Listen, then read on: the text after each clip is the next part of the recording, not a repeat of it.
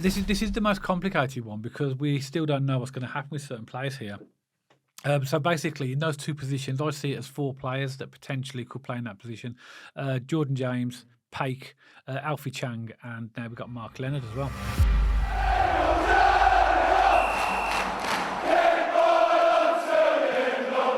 Welcome back to Small Heath Alliance FC. And at the time of recording, the League One season kicks off in just under 2 weeks, with Birmingham City hosting Reading at the first game of the season. And with the Blues team starting to shape up now, we've got quite a few summer transfers coming in.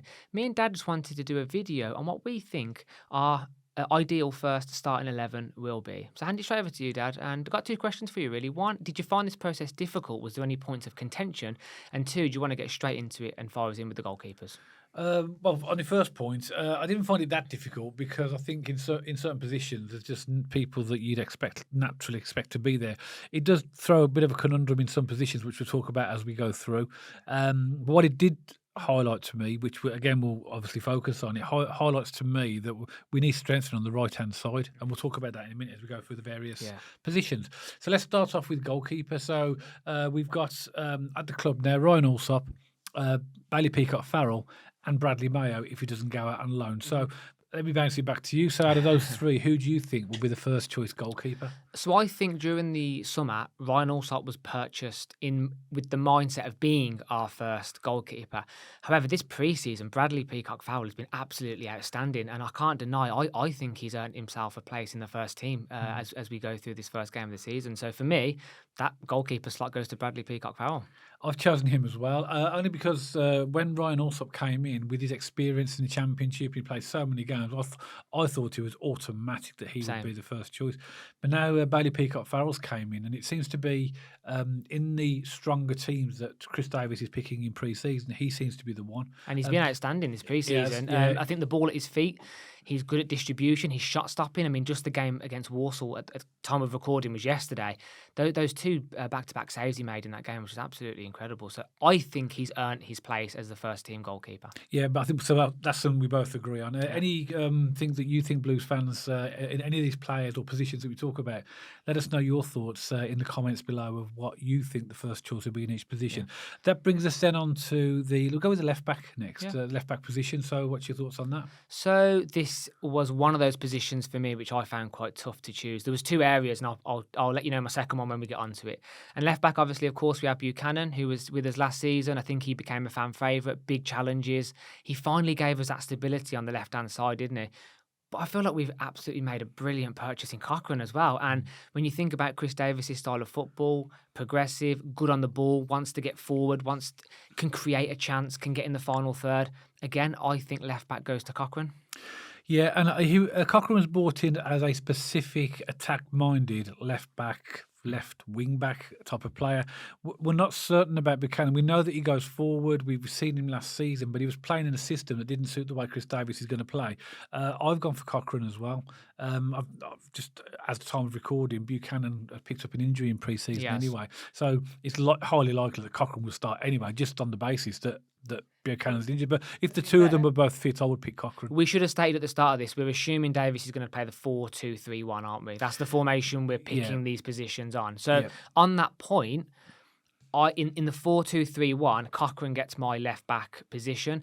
However, if Davies wants to play the three centre-backs with the wing-backs, I think Cochrane could play on the left wing-back system, and then Buchanan could slide into that left centre-back. So I know we're picking the 4-2-3-1, but there is a system where both of those players can actually play, and I think that would work quite nicely as well. But for me, if we're going for the 4-2-3-1, Cochrane takes it. But that shows me as well that really, because obviously Longello, I don't know if he's actually been confirmed as gone, but it says virtually everything we read is that he's not coming back. Longello and Bakuna. Those two transfers seems to have taken their time. Well, and obviously because we're talking about the left back position, Longello is no longer a choice. Therefore, we've only got two choices in that position. Buchanan, if he's already injured, that leaves us with Cochrane already.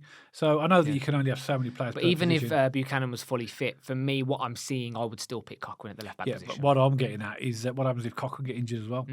then we're going to have to play players out of position, which inevitably sometimes has to happen, I suppose.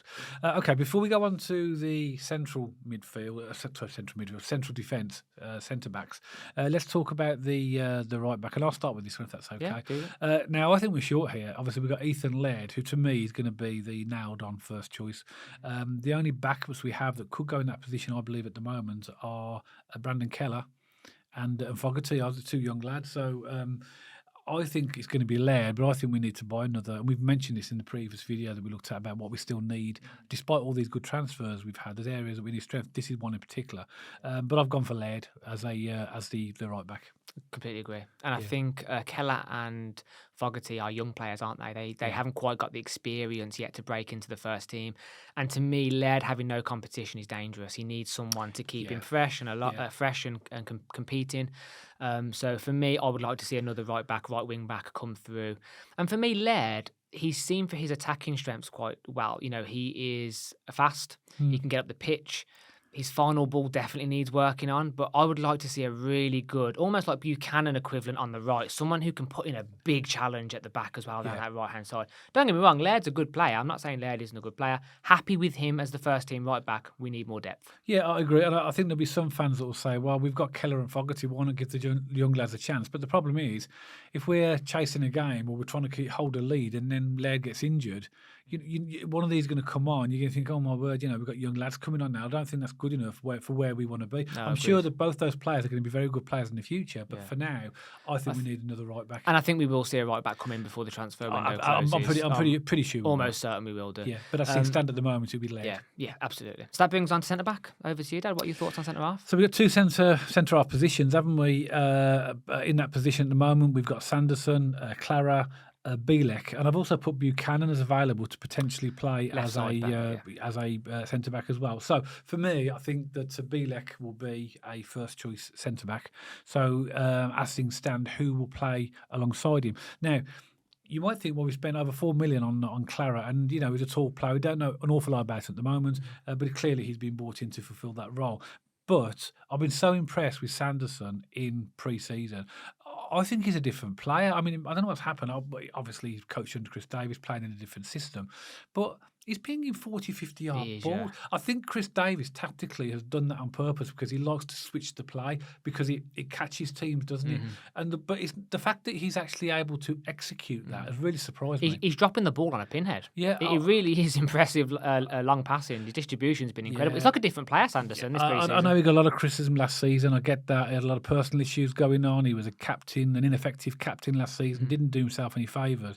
But I've got to be honest. I think this pre-season he's really stepped up to the mark. And as things stand, I would say that he would be my first choice centre back alongside Bielek. I think this could be our first conflict then. So I'm going to go with Bielek. And not just Bielek as centre half, Bielek as captain. Yeah. I want to see Bielek as the captain of the current mould of the players that are in there. He knows the club. He knows now Chris Davies' style of football. He seems to have those leadership skills. I'd love to see Bielek as the captain. And for me, for that height, that physicality, that brutality, we've done a video on Clara, Dad, and I mentioned about his appearance and about he looks physically dangerous. I love that. And for me, I want to see Clara at centre-back. However, I completely take your point, very valid. And I think Sanderson is so close to starting. He's gonna have to earn his way back into the first team for me.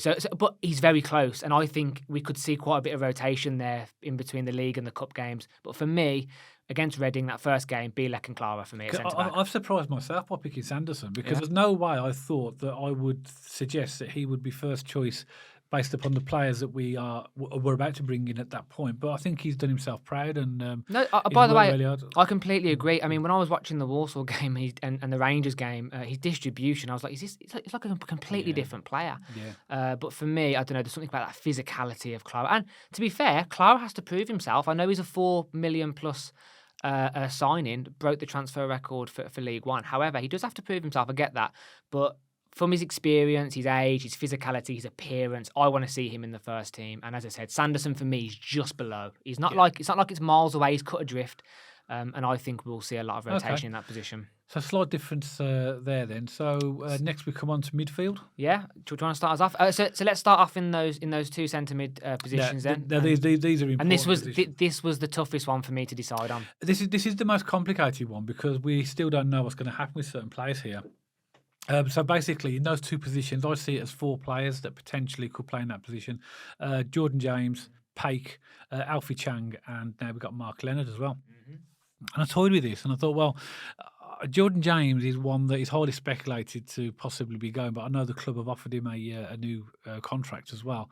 I'd love to see him stay because in the pre-season, when he's been a sub and when he's came on, particularly in the first few games, he'd give us a bit of an edge. He's got a bit of aggression about him, and I think the issue with Jordan James is he going to stay or not? So as things stand at this moment in time, as we record this, he's still a Birmingham City player, and I've put him as one of my choices to start in that central midfield alongside, and I've gone for Paik.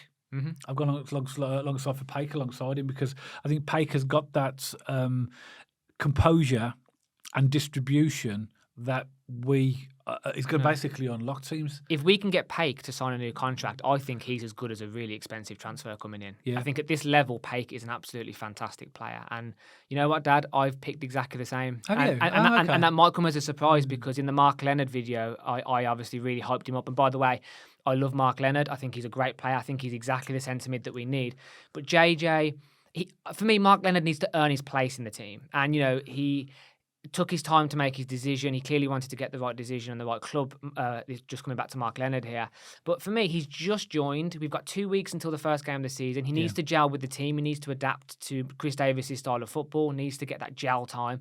So for me, I want Mark Leonard to earn his place in the team. I think JJ looks a lot more settled at centre mid. He looks a lot more settled in this formation with Chris Davies at the wheel. And Paik is Paik. I mean, his distribution and his ability to be cool and calm on the ball is fantastic. So, again, this is similar to that Clara Sanderson theory. Mark Leonard is the moment is just below that JJ and Paik for me, but he needs to earn his place. He needs to put his effort in training. But for me, same as you, Dad, JJ and Paik. I think if either, and they could both get sold, so we both pick players that could potentially not be there in the first game of the season. Both James and Paik could. I hope they're not. I hope we keep both of them. I hope the club, manage to get them over the line to sign. And that means that Mark Leonard, if any of those are sold, he'll be nailed on first choice as things stand at the moment. But if James or Paik or both go, we're going to have more reinforcements in that area because that only leaves really in that particular part of the midfield Leonard and Alfie Chang. So at the moment, we both agree then that James would Paik. And just to reiterate before we started this video, I had no idea what Matt had picked. I asked him to pick, based upon the players we've got, what would be your preferred starting 11. We haven't consulted over this, and I'm surprised you picked those two because I thought you'd go for Leonard. You know what? Genuinely, this was the one position where I was literally, because me and Dad like to make a few notes before we do, I was like, JJ, scribbled him out, Leonard. Paik, scribbled him out, Leonard, scribbled him out, put Paik back. I was turning and tossing and turning over this one for a while. And Mark Leonard is a fantastic player. And the reason why Leonard's going to do some damage at this level is because he knows League One. And, Blues fans are taking the mick at the moment on social media about the standard of football at League One, the long balls, ball in the box, the pitches around Christmas time at this level can sometimes get quite cut up and all these things. And they sound quite insignificant. But actually, when you've got a player like Mark Leonard who played a full season in League One at this level last season, he knows that. He knows how to play at this level. He knows what to expect. And they're really key attributes. I just want Leonard to earn his way into the team. And I think JJ and Paik, they know Birmingham City, they know the fan base, they know all these different elements to the club. They've now had that extra time with Chris Davies in the squad. I think they've earned their position. I think JJ's looked brilliant in pre-season, especially against Walsall. That assist for Alfie May was really nice balling. Yeah. He looks more settled in the position. I've always been a fan of Paik. I think he's a good player. So for me, it's so close. But JJ and Paik take it. And also as well, Dad, we need more depth here, like you've just highlighted. And we did a video recently about areas which we could improve in the squad. And I still think we need an absolute tall, physical beast in that centre mid. We're going to need a lot of players. So. I think that all the players that we're not currently picking for our first choice starting 11, every player we mentioned, so they're all going to get a big part to play. Of course they are. It's a squad, isn't it? And I love that point. And Chris Davies said this in a recent interview. He said, I'm not building a team, I'm building a squad. Yeah. And that, to me, is players being able to push each other. It's accepting when they're on the bench or they haven't quite had the best training that week that they are going to have that part of that rotation. We've got cup games. So for injuries, suspensions. These players are going to get a lot of playing time. Yeah. So for me, as I say, just off the back of what I've seen this pre-season and everything moving forward, I think JJ and Paik, for me, if they're still here, need to start against Reading. Okay, so we both agree on that. So let's go on to the left-hand side to start with. Okay. For the this is the three now at the front of the midfield. This is an absolute no-brainer for me, and there is some back and forth on social media because we've got Hansen, we've got Dembele, we've got Keshi Anderson. Have you ever missed anyone else there who can play on the left-hand side? That's the three. And for me, Hansen has to be nailed on to get this position for me. Yeah. He's quick, very Seb Larsson kind of vibes, good delivery. I think he makes us a lot more dangerous down that left-hand side. And if you just take the game against Walsall, I know it was one game in pre-season, but Dembele just wasn't firing on all cylinders. He was a little bit sloppy, losing the ball a little bit. Hansen was in the other game against Aldershot. We played the double-header, didn't we? So I think that the reason for that was I think Chris Davies wanted to see Dembele in the starting lineup. I think the Walsall lineup is a good indication of the type of team that he wants to put out. And Davies said the Walsall game was a chance for the people that he was sitting on the fence about to show him what they're made of. And I don't think Dembele quite stepped up to the mark in that game. Well, at the time of recording, there's speculation linking him to Blackburn as well. There is, yeah. But, that may or may not happen. But I agree with you. I think Hansen has probably been one of the most impressive from what I've seen in the pre-season of what he's done. He set up the goal for Anderson against Aldershot as well. And he's had a few real close chances in the other pre-seasons. To me, I agree with you. He's nailed on to start Hansen. Yeah, it has to be. Yeah. So we've got Dembele and Anderson as well as backups. Yeah. But the problem with Dembele, as we've always said, and this is to sound like a stuck record, he doesn't do that dirty side of the game very well. I think he'll change, or he'll have to change under Chris Davies. But we may end up, whether he's sold or not. We've got Keshi Anderson as well, who's another backup, who's a good player to come on, partway through a game as well. But starting, it's got to be Hansen, hasn't it? But 100%. And Dembele as well, I think he's a really good impact substitute. So I think he has more impact in games when he comes on about that 65, 70, 75-minute mark, where he has about 20 minutes or so to manipulate and change the game, because he's a dangerous player. He can unlock. But for me, Dembele will be a player where if he stays, Chris Davies will use him to plug gaps in games where we're struggling to break down maybe on that right-hand side. So for me, Hansen starts left mid every time. For me, this was a no-brainer. I picked this one really quickly. Hansen's been so impressive. In fact, he's arguably been one of my favourite signings. From what I've seen on the pitch so far, his delivery and everything about him seems great. So yeah, okay, we agree on that then. So do you want to go to the right-hand side then? Right-hand side, you so here, I think we're short here as well. So we've got three potential players currently in the squad that could play in that position. Mm-hmm. Obviously, Bakuna would have played in that position, but we know that he's well on his way to going. At the time of recording, it hasn't been confirmed yet. Miyoshi, George Hall could play there, and also Romel Donovan. Yeah. I've plumped for Miyoshi because obviously he's established in the first team. He's a good player. He's very tricky. He's very, very effective in that position. Mm-hmm. I think George Hall in that position is maybe a little bit. He's young, and we haven't seen an awful lot of him coming back off injuries. And Romel Donovan could be a backup for that position at the moment. But I think we probably need strengthening. I think we mentioned that in the video that I felt that we need another right winger to back up Miyoshi. Yeah, so for me, this is a physicality thing as well. So when you look at Miyoshi, Hall and Donovan, they're just a little bit on the smaller side, aren't they, physicality? And we've seen it last year with Donovan and Miyoshi especially. They are prone to getting pushed off the ball. This is what worries me. I will sort of step in here because this is the point I was making at the very beginning. When I did this and I looked at the right-hand side, and I looked at who I've chosen, I've got Miyoshi on the right, and Paiku's sort of buzzing around in that area in the midfield, and you've got Laird behind him. So if you're coming across really physical teams, there's not a lot of physicality on that right-hand side. That's what worries me. Yeah. That's why I think the point that you were making, Matt, about having someone more physical on that right hand. When we come up against them teams that are just trying to kick us off the park. Yeah, and they will. They'll bully us. We will hit a few bully boy teams. Yeah, we will do. And so I think that's where it reiterates. I mean, at the moment, as we stand today, it has to be for me Miyoshi that starts on that right wing. For me, it's Miyoshi as well. I completely agree. Miyoshi, by the way, that might have sounded a little bit negative about the right-hand side of Miyoshi. I think Miyoshi's a great player. I think he's really dangerous. He's quick. He can create a chance. He can shoot from distance. I saw him hit the bar against Solihull Moors. I was like, oh, is that going to drop in time? So, good player, Miyoshi. And I actually think Romel Donovan's just slightly behind him. From what I've seen in pre-season, I think he's really making a good crack at getting himself into the first team. And I would love to see him come on at the start of the season quite early. I'd like to see Chris Davies utilise Romel Donovan. I think he's been great this pre-season. But for me, Miyoshi takes it, and Romel Donovan, for me, slightly just behind him. But I think George Hall might work nicely a little bit more in the 10 position, which leads us on quite nicely to the centre attack in mid, that classic number 10, Dad. So I've thought of three players that that could play in that number 10 position. I think Williamson is coming to play that position. Yeah. So he's been specifically brought to do Exactly. that. And he does give us that physicality, that height. And for me, he will be my choice. I think most people's choice. Yeah. I've also put potentially Jordan James could play there. Yeah. He could play in that position. And don't forget Tyler Roberts as well.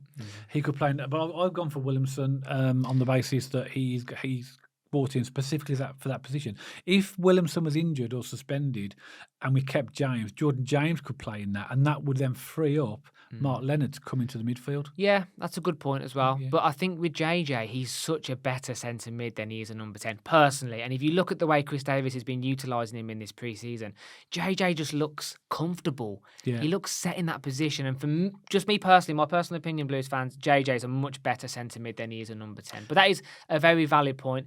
And for me, Williamson is number 10.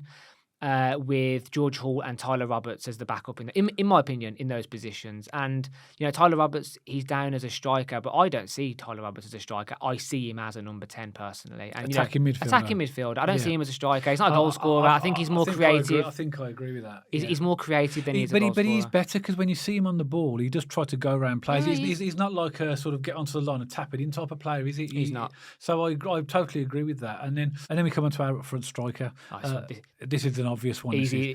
But I think it's worth looking at the choices. I think both of us would have got, but I don't know yours, but I've gone for Alfie May. Yeah, of course. Yeah. No, I've gone for Tyler Roberts. Well, I was going to go for Burton and realised he was gone. So it has to be Alfie May. Alfie May. Obviously, we've got Jukovic. Tyler Roberts could potentially play that, even though what we've just said. And then we've got Dixon as well, Junior Dixon. I put in there as a choice, but I don't know what's going on with him. He's no part to play in the pre-seasons, which suggests that Chris Davies doesn't think he's ready. Yeah, interesting. Because I thought the way things were being communicated the back end of last year that Dixon might be sort of a bit like the Romel Donovan model, coming on the pitch, maybe getting a bit of minutes, getting a bit of game experience. But again, I don't know the ins and outs of this. I've heard there's a bit of an attitude thing there with Dixon. So again, I don't know what the ins and outs are of, but clearly Chris Davies doesn't feel like he's ready. So for me, Alfie May, from what I've seen this pre-season, absolute born goal scorer, all over the pitch, busybody. He's everywhere in that top half, and kind of reminds me similar to Stansfield in the context of he really runs the front line well. He's got an engine on him. He's going to run that line. I think he gets into better positions. I mean, Stansfield's a very good player. I know there's speculation about whether we get him, but we're not going to talk about that because he's not in the team at the moment. But I do feel that Alfie May tends to get into the positions better, whereas Stansfield is a fast, pacey player and he likes the ball played to him or just in front of him. But Alfie May, he'll get into all the pockets and. But my point was, out of possession, he's similar to Stansfield in that he will run for the full 90 minutes chasing that ball down, and I love to see that from a striker, pushing up from the front. And, born goal scorer, he's bagging them in left, right, centre, isn't he? So, and again, different kind of goals. And I think he's nailed on to be, again, a 20-plus goal scorer this season. I think so. So for me, Alfie May takes that one quite comfortably, to be honest. Yeah, so I think actually overall then, we agree on virtually every position there on where our first choice was at the moment. That could change, obviously, Blues fans, if we sell players or we have new players coming in. But as things stand of today, which is 2 weeks away, just under 2 weeks away from the first game against Reading, that's the only difference we have is at centre half, where I went for Sanderson, you went for Clara. Yeah, exactly. And I thought, for some reason, you thought I was going to pick Mark Leonard. You thought I was going to pick Mark Leonard. So again, a little bit of an interesting one in the centre mid there. So, and a really important point which I want to hit home, which Davies said in an interview, is we are building a squad here, not just a starting 11. So we're going to see a lot of squad rotation. It's a long season. I think we're going to averagely get close to about 65 games this season. So if you include, obviously, domestic league, cup, everything all in. So a lot of games to play, a lot of minutes to run, and we're going to see a lot of rotation across the course of this season, aren't we? So although we've maybe missed a few players out, Blues fans, and please let us know in the comments below what you think and if you think other players should start, but we're going to see a lot of these players get a lot of exposure this season. Yeah, and I think as well, my final point is that I think we've highlighted areas that we still need strengthening as well. In that video we did a few... was it last week where we talked about what else is still needed despite all these great signings?